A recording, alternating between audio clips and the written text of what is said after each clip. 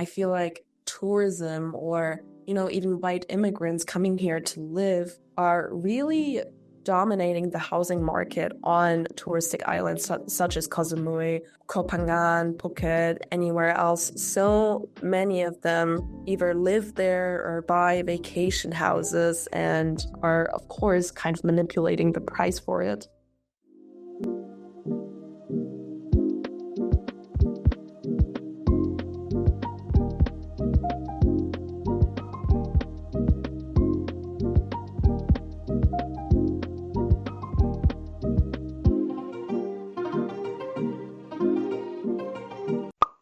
Hello สวัสดีค่ะทุกคนค่ะ Welcome to THAISPORA, the video podcast about the stories of the Thai communities in and outside of Thailand. With me, for the second time, I have Joy. Welcome. Hi. Hello. You might know her from one of the episodes in the first season of THAISPORA where she talked about her upbringing in Germany. That episode is only in German though, but for those who can speak German, who are interested in her story, feel free to check out the episode with her. Thank you for joining me. How are you today? Thank you for inviting me. I'm pretty good today. I'm a bit tired. I'm still in the phase of writing my bachelor thesis, so don't look at my eye bags. Yeah. Enough said. This episode is brought to you by me. This podcast aims to shine a light on communities that have often been overlooked, or rather, underrepresented in Western media. In a fast-paced world like ours, I want to tell stories that leave a lasting impression. Creating them in a video format is not only something that I enjoy, but also a way for me to reconnect with and explore my Thai heritage. That said, none of this would be possible without you. You help keep this podcast stay afloat. I know nearly every piece of content out there is asking you to like, share, subscribe. Mine is no different. But truly, I'm grateful for every bit of support and engagement. Thank you and ขอบคุณค่ะ First, I think you might know the game from our last time. I will introduce you to some phrases and I would like you to complete them. Is that okay for you? Of course, go ahead. Okay. I'm happy when I'm playing video games or dancing. Dancing is just an expression of everything I can't say verbally. I used to say I'm not really good with words. That has kind of changed the more I've grown older. But as a teenager, I had trouble verbalizing some of my thoughts and emotions, and dance was just this venting thing for me where I could just express anything I couldn't say, whether it be frustration, anger, anything like that. It all goes into dance, and I usually feel better afterwards. People usually tend to assume that I'm arrogant. That's something I've heard quite a lot recently. Yeah, which is a bit worrying. I mean, because I'm hanging out with a lot of students right now because of my thesis. In this writers group, and I've made some friends there now, but the closer I got to them and the more we got to talking, they eventually brought up the fact that they thought at first that I was very full of myself. And I was like, but why? And they were like, yeah, because you always come in, you don't say hello, you're listening to your headphones. And I'm not saying hello because I'm arrogant or because I think I'm better. I think it's awkward to walk into a room and say hello if I don't know anything. Or maybe that's your introverted side. Yeah, I mean, or maybe I'm concentrated, maybe I'm lost in thought, and I guess I kind of have a resting bitch phase. So maybe that's why. Maybe it's also like the German thing, because if I'm around like people from America or Australia, they are really outgoing and saying, hi, hello, how are you? And that's not the case in Germany, where people tend to be more reserved. Yeah, I think it's a German thing as well, definitely. Okay, I can't live without spicy food. I remember one time I was cooking something, I'm not sure what it was, but I remember that I ran out of chili peppers, and my friend was just like, oh, just cook it without. I was like, no, I need some spice, otherwise it's boring. Spice for me is like salt to a lot of people. You can't really skip the salt. It's kind of the fundamental basis of it. Yeah, but I also think the spice emphasizes also like other flavors in a dish. So if you don't have anything like pepper or like chilies, that sort of, then I think the dish itself would taste more bland, I would say, without chili. Last phrase, I associate Thailand with. I associate Thailand with home and nostalgia because the places I usually travel to in Thailand are the same places I visit every year I travel to for, 20 years. My home hasn't really changed. The places I travel to don't also really change. Maybe the environment, but everything I see always feels familiar, even if I don't recognize it at first. And I have this feeling of deja vu in a lot of places. Like I've been here before, but I can't really pinpoint when or how, but that's usually the gist of how I feel when I'm there. I think people who are part of the diaspora, the Thai diaspora especially, they feel always like home, even though they can't speak the language 100% or they don't understand the culture 100%, but it still feels so familiar to stay in Thailand. And this is also like our today's topic because we both, Joy and I've been to Thailand this year, even though times are changing and things are like developing at a really rapid pace in Thailand, that tourism is a really significant factor in this country. Thailand is often seen as a really ultimate holiday escape. You have beaches, you have street food, and you have massage and full moon parties and these things. This is all kind of like sold by travel agencies and influencers alike. It's also like a country for many in the West represent like relaxation and also excitement. But what happens when an entire nation is reduced to a backdrop for someone else's dream vacation? Because this is also what I think like 10 years ago or like maybe like 10 or 15 years ago, I was very hesitant to go back to Thailand because I know so many white dudes going to Thailand and always dreaming and always like selling this country as like the place to be. Where I'm thinking, why are there so many like white people there? We try, Joy and I, to kind of like dissect these ideas. For example, why is Thailand framed as an exotic destination? What does exoticism mean? Talk a little bit about our experiences within the tourist sector in Thailand. For your understanding, we both don't work in the tourism field. We are just both two Thai women who happen to be Thai and just want to like talk about this topic from our a bit like academic perspective. Maybe we can start with you, Joy. So what brought you to Thailand this year? I always travel yearly to Thailand to just visit my family, and I usually stay there for a minimum of 2 to 3 weeks. This year, it was just 2 weeks because I've been really busy back here, so I couldn't spare too much time. But since my family lives in the province of Ratchaburi, I tend to always stay there or nearby at least. And with nearby, I usually mean Bangkok or Hua Hin for a bit of beach time. But I've also been to Koh Samui and the nearby islands before.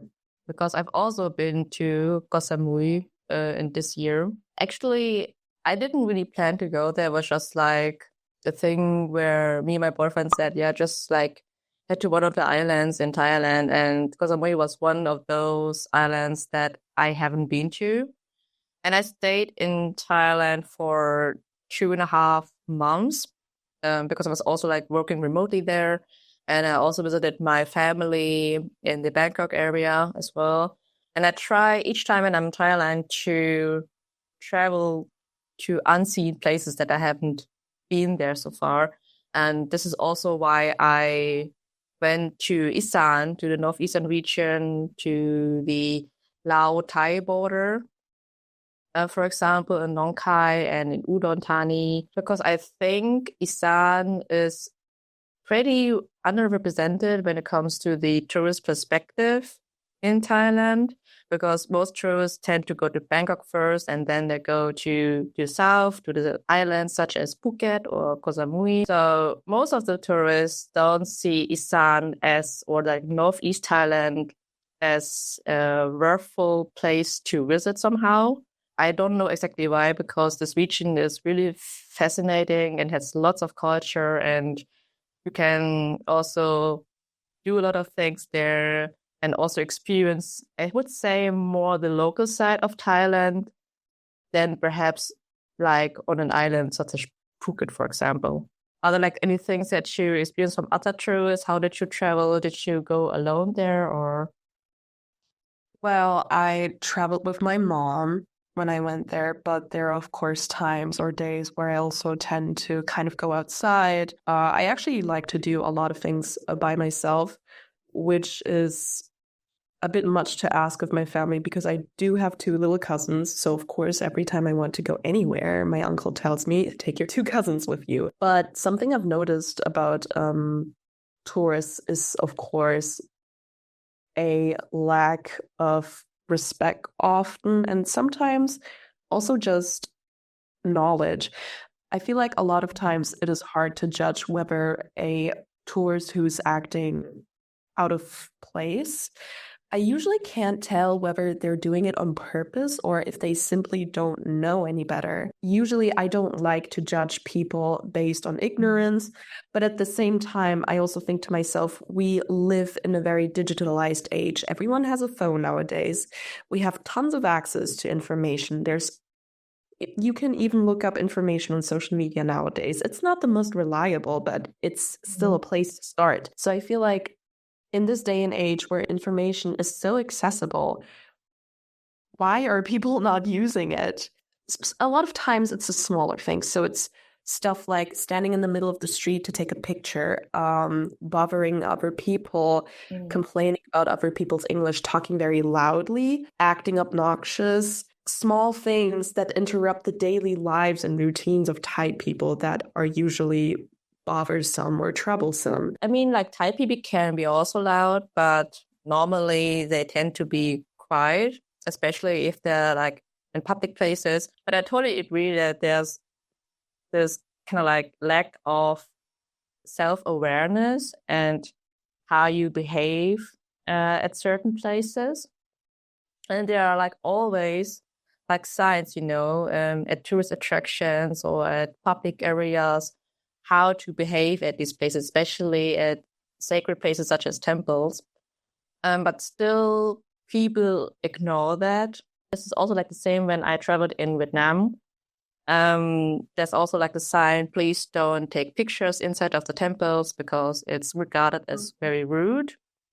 And still, tourists ignore these signs and they're just like taking pictures wildly anywhere, everywhere. I also think people are just distracted.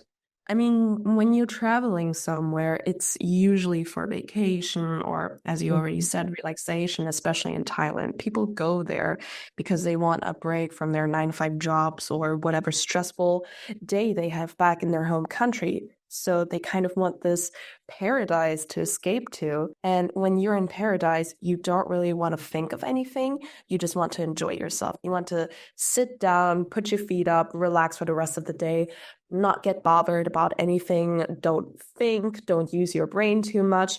And I think this kind of maybe would explain the lack of self-awareness a lot of times. Yeah, I think that the aspect of paradise is very interesting because this is also like an image which is kind of like sold from the Thai tourism and from the marketing perspective, due to its like sceneries like of tropical beaches, like this one in my background.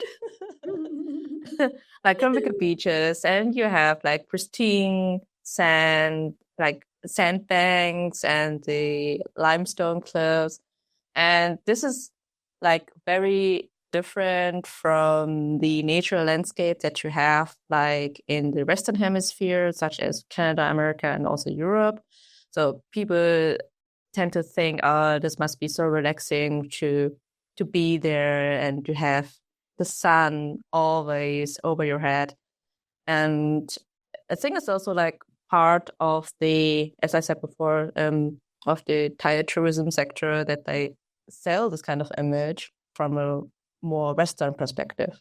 Yeah, I mean, while we're on the topic of selling, I think we could also question whether or not they're actually selling Thailand or whether or not they are selling a construct or version of Thailand. Because, I mean, as you've already said, it may be very exotic to Western people or maybe American people, but at the end of the day, the term exotic itself, right, it just refers to something that is quite literally from outside, exo from Greek, outside. So anything that the eye doesn't recognize as familiar at first, anything that is alien or foreign is usually exotic. You get to enjoy 5-star hotels for a ridiculously cheap price. You experience the kindness and hostility of Thai people, eat authentic pad thai on the concrete, travel to this totally top secret non-touristic island.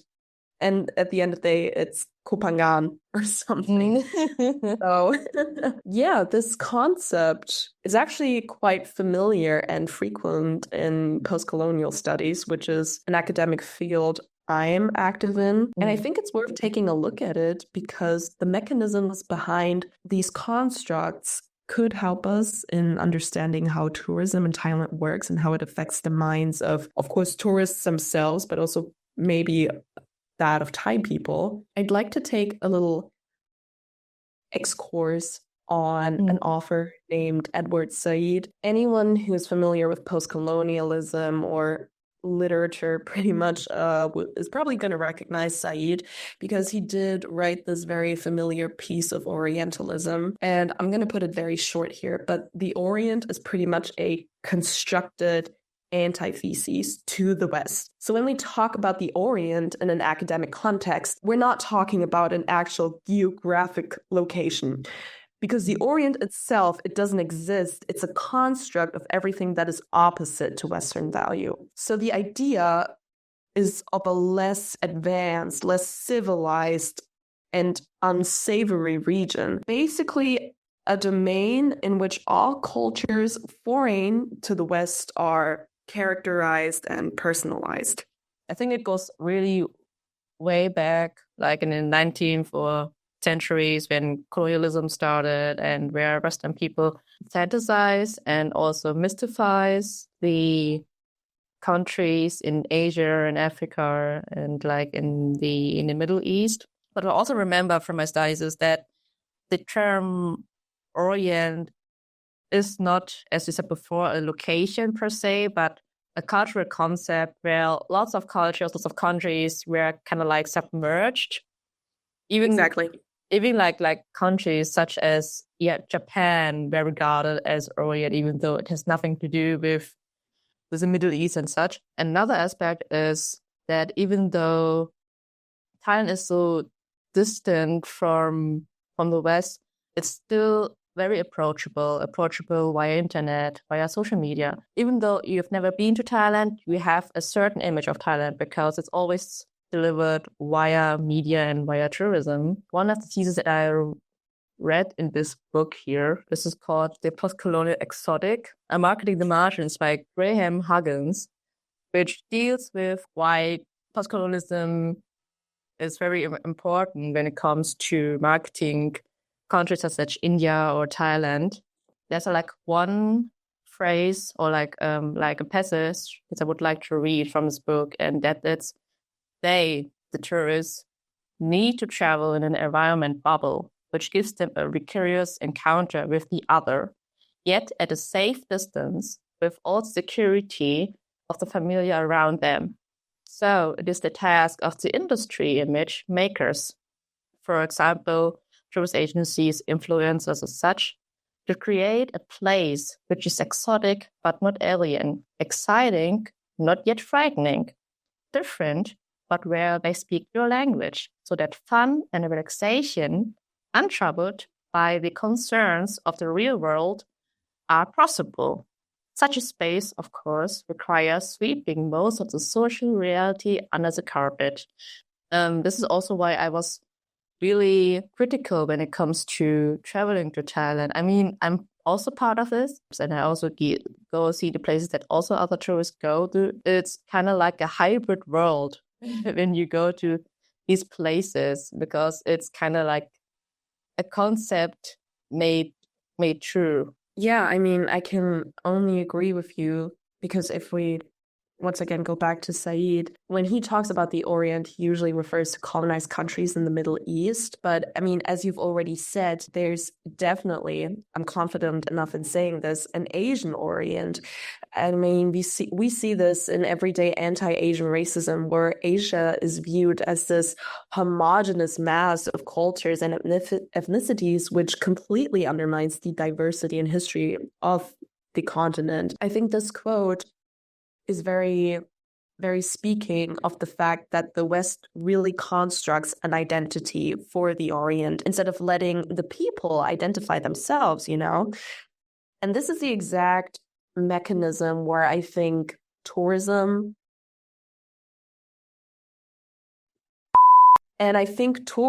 follows that very same mechanism, you know, constructing an identity for the country that is going to be sold as paradise. Even though it's often portrayed as something desirable for vacation, something exciting to look at, it's also always has this very negative aftertaste, you know? So it's exciting because it's foreign, but foreign is also usually not always the good kind of foreign.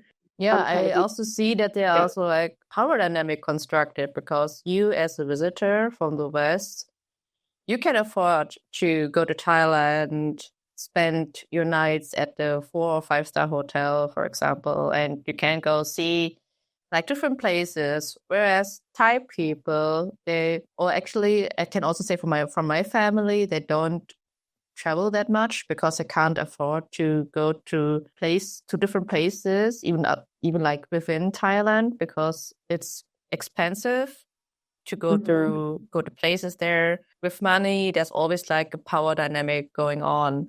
What is really striking is also the aspect of otherness, that you put Thailand as like the other country, as a foreign country, even though you are in Thailand and you are commodifying your own culture to the West to earn money.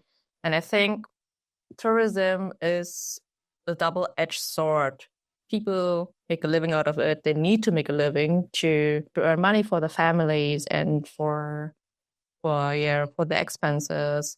They sell like local crafts and produce to the foreign tourists, also putting forward this foreign image. I mean, if we look at things like space, for example, living spaces particularly, there's so much land being sold where hotels are being built, or so many flat units that are being sold as Airbnbs. Meanwhile, there are many people in the rural region especially who live in very crowded places, in very small places, because they cannot afford rent on a lot of islands, because so many tourists come and they pay a huge amount of money to stay for 2 months, 3 months.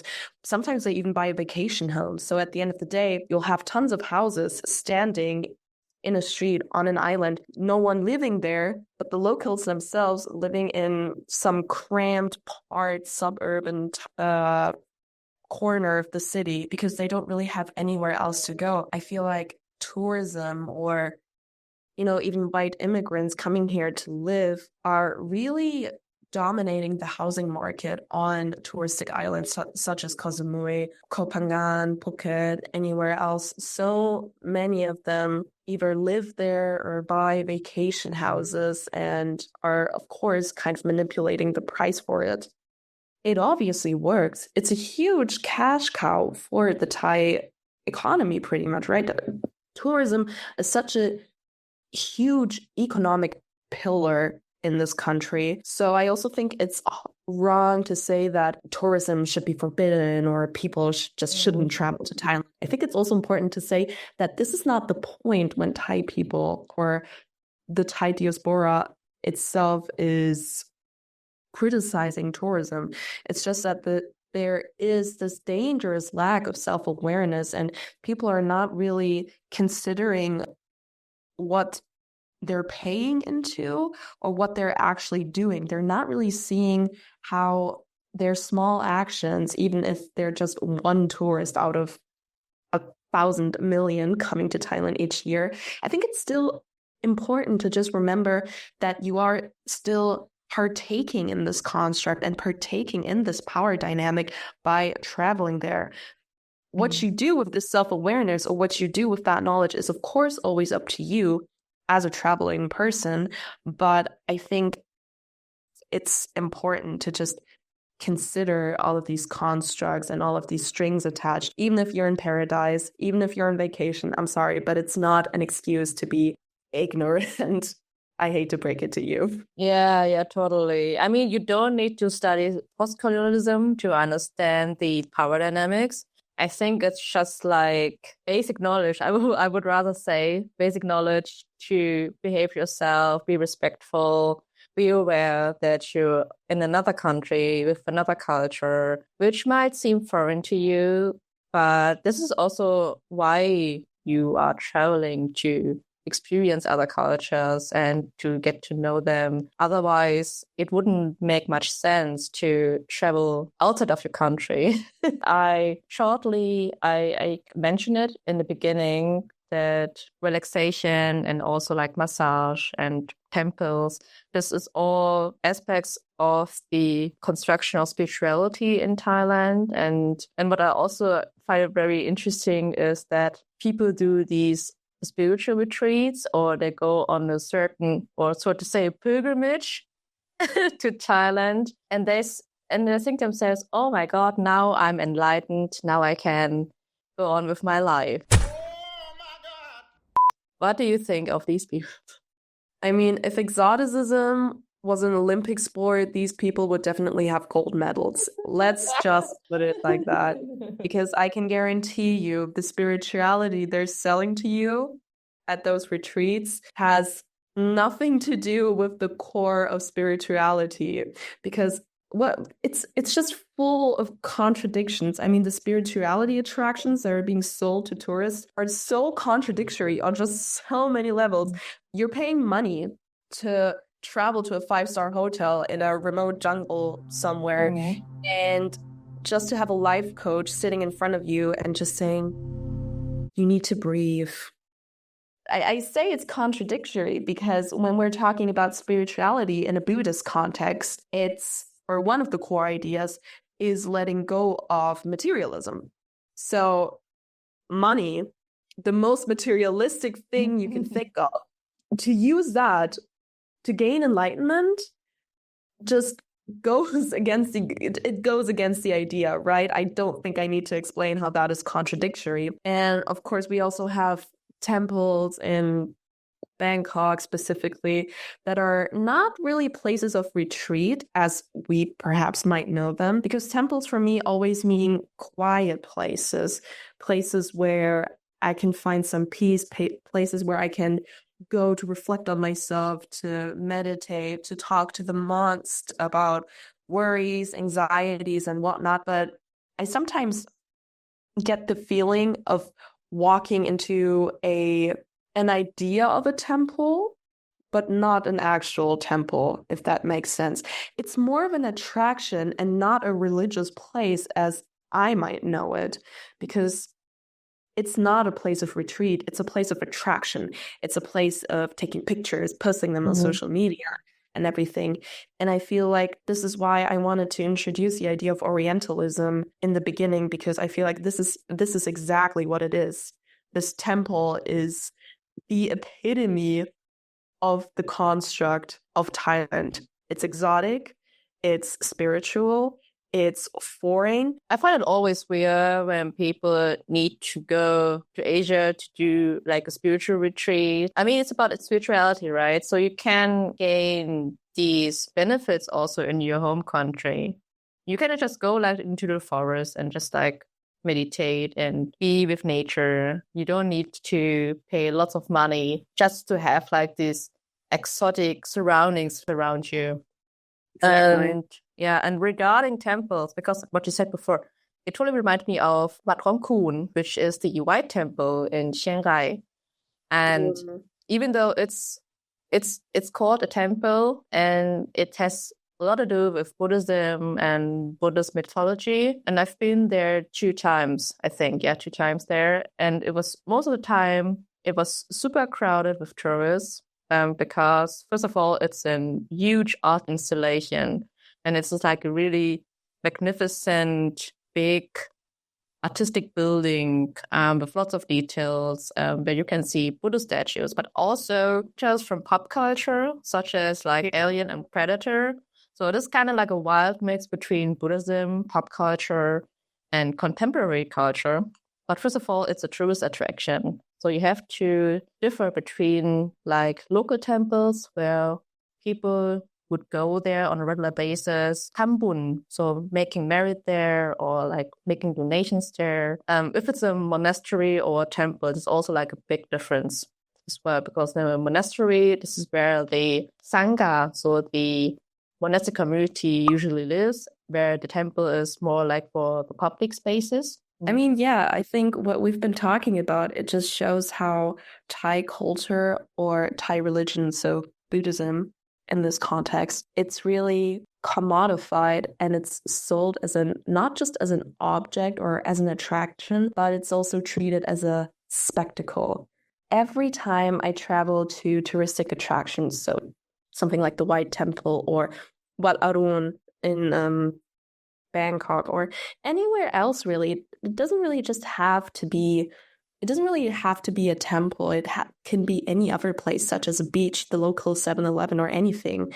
I tend to feel so alien there because I feel like I'm contributing to the spectacle as a Thai person, because it's fitting this image of what Thailand is supposed to be, non-touristic, kind of secret. Look at all these Thai people being here. It proves that this is not just a place for tourism, but it's also apparently an authentic place just because you see some Thai workers there, which is not true. I think a lot of influencers or social media people tend to really sell ideas of non-touristic reserved places that have not been experienced or discovered yet, when in reality they've already been discovered 100 times, I promise you, unless you're talking about Isan. But I think Isan is already well explored. Not by me, of course, but by other people. And By other people. By other people, of course. There are different kinds of tourists as well. So you have the 5-star hotel tourist who wants everything on a silver plate and wants to have the best comfort, wants to sleep like in comfortable beds, just want to take a few shots from national parks and go on day trips and such things. And there's also like the other kind of tourists, the backpacker tourists, who would like to explore more of these unseen gems and like hidden places and go to remote spots. But it doesn't matter actually, because all of these tourists, they always contribute to this tourism, because the travel agencies, of course, they are prepared for these tourists, and they also do their day trips according to the tourist wishes. I also like contribute to this tourist aspect. I also go to the places where normally also tourists go. Just a quick comment on the backpacker tours. I feel like, I'm not sure why, I tend to encounter backpackers the most who are really into these hidden gems of Thailand. And it's so interesting because when I talk to them, I feel like these backpacking tourists usually have the sentiment of, oh, I'm not the ignorant tourist. I've done my homework. I know a lot about Thai culture, and I've actually been to, not the places where tourists usually go. And then I'll be like, oh, that's interesting. That's very cool. Where did you go to? And then they'll reply with places like, oh, I went to Krabi. Again, I went to Koh Phangan. I'm sorry. I'm mentioning Koh Phangan a lot because I've seen people talk about Koh Phangan as if it's really a remote island where no one has ever been before. And I feel like everyone who has been on Koh Phangan always talks about it as if they were the first person to be on it. I don't want to discourage anyone from going to these places because honestly, as long as you're respectful, as long as you're as you carry yourself with a certain amount of self-awareness, you're free to do whatever you want. Yeah, I think it's only especially for those who see these places for the first time. And I find it very funny if people visit Thailand for the first time and then they go back to their home country or to their office and such, and now they are like experts on Thailand. Yep. And then an actual Thai person is just sitting across the room thinking to themselves, "Oh my God." Yeah, what's going on? Why I'm not the expert in Thailand? Do I correct them or do I just leave it? There's also like this trend. I think it's not like a really a trend. It's like a thing going on for years. You, for example, have $10 or like 10 euros, and there's like the challenge. What can you buy for 10 euros in Thailand? And this trend is also followed by Thai influencers also, or Asian influencers in Thailand. And I would like to hear your opinion on this.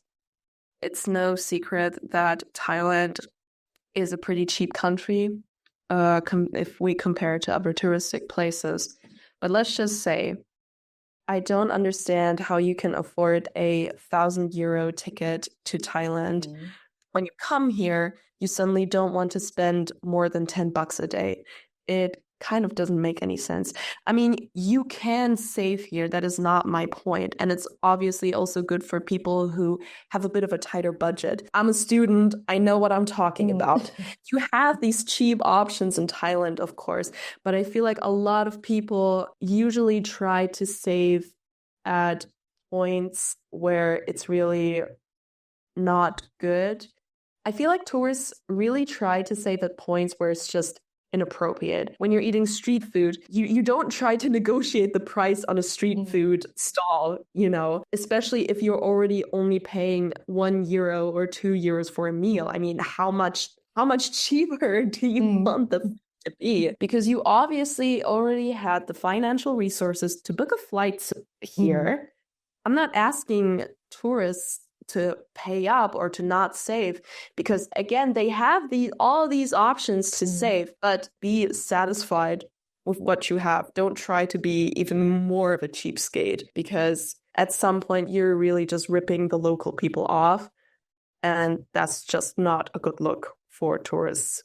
I find myself kind of like disturbing, because you sell this country and to commodify this country and disregard all the economic and cultural aspects behind that. And it doesn't really matter in these reels or story what you buy. It's up to the price. And if you say, I can have pad thai for like €1, or I can have like this chicken rice for €1, but you don't see the work behind these dishes and how many hours these people work for you, not for you especially, but work to make these dishes and to make these recipes, and also like to work on the recipes so that it's tasty for the customers.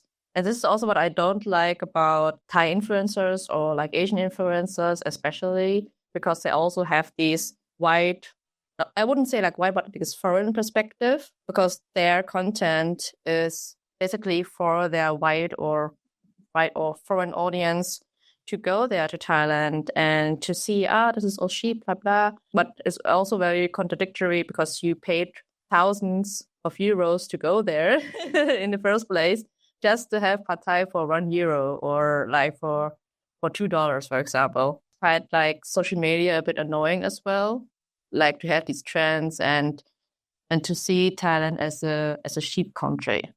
Yeah, definitely. I think to conclude our episode, we would also like to give you some travel advice for Thailand, so that you don't end up being an ignorant and disrespectful tourist there. Our first point is also already what we mentioned multiple times already. Just be respectful, be mindful also about your actions, because your actions matter more than your money. Yeah. And the second point, a temple is not a tourist attraction. So be aware how you behave, and always cover your legs is very important, and also your shoulders. Third one is always wear a helmet. You don't see many Thai locals wearing helmet while you're driving a motorbike, but it doesn't mean that you're also free from this rule. So please just be careful in general. And you also, Joy also mentioned the aspect of sakyan tattoo, right? Yes. So sakyan tattoos are, at the end of the day, they are religious tattoos, and sakyan pretty much summarizes a number of rules for sure about Buddhism. So you're not supposed to kill, you're not supposed to steal, you're not supposed to lie. All these core elements of Buddhist rule. I've noticed that a lot of people are treating these Sakyan rules as a trend to get them tattooed on their body. Let me just say that if you are not a devoted Buddhist, you should definitely not be carrying this tattoo on your body. If we're talking about respect, I feel like if you do not live according to these rules, it's already wrong to get them tattooed on your body. If you are spiritual and you're getting a Sakya tattoo just because you think it looks cool, be prepared to live according to the rules. And if you don't, then you're getting reincarnated as an ant or something. So I mean, I myself, as a Buddhist and Thai person, would not get them tattooed right now on my body because I know I could not follow these rules, and I'm not ready for that level of karma. And there's also like a big difference where you get these tattoos.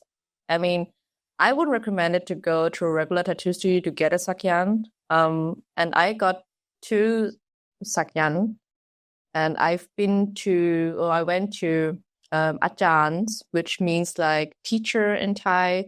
So people who've been monks before, and now they are like living as regular people, and they know the rules, they know the languages behind Sakyan, and I think every ajan has different set of rules when it comes to Sakyan tattoos and wearing them.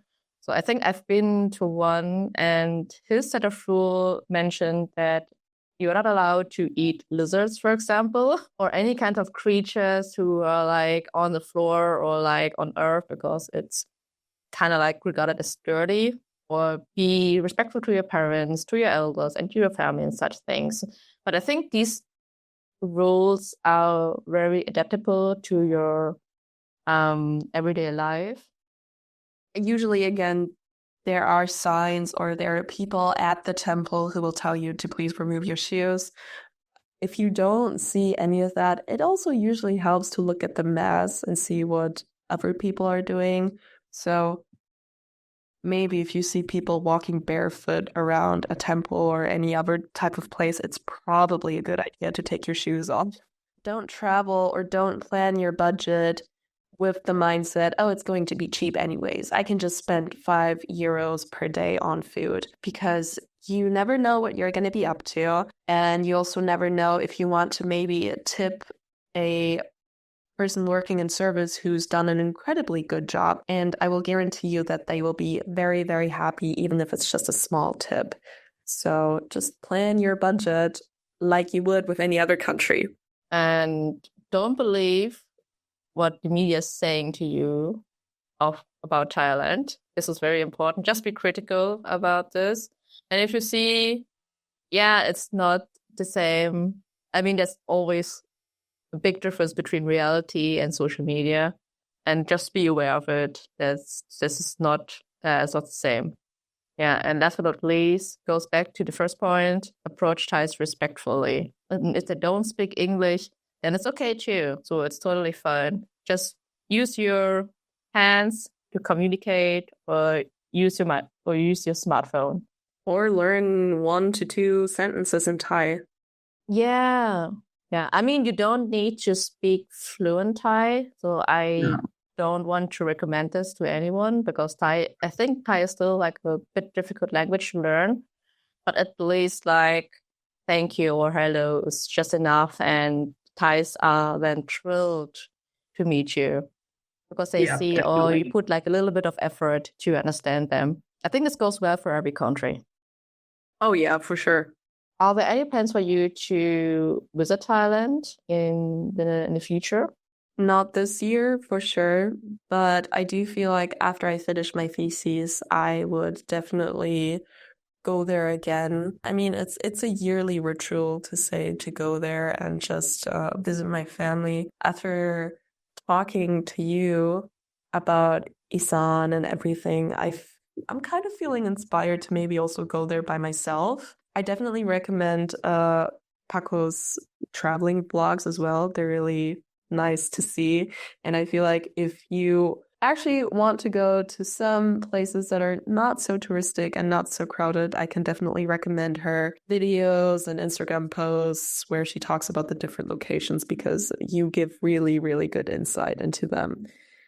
And yeah, I mean, what about you? I feel like you've been everywhere in Thailand, but is there anything you have to cross off your list so far? First, thank you so much for your recommendation. I started these travel vlogs when I traveled in this year, just to document my travels and to remind myself where I've been to so far. There are no plans for this year yet, so I'm back in Europe, and I think I will stay in Europe for a while.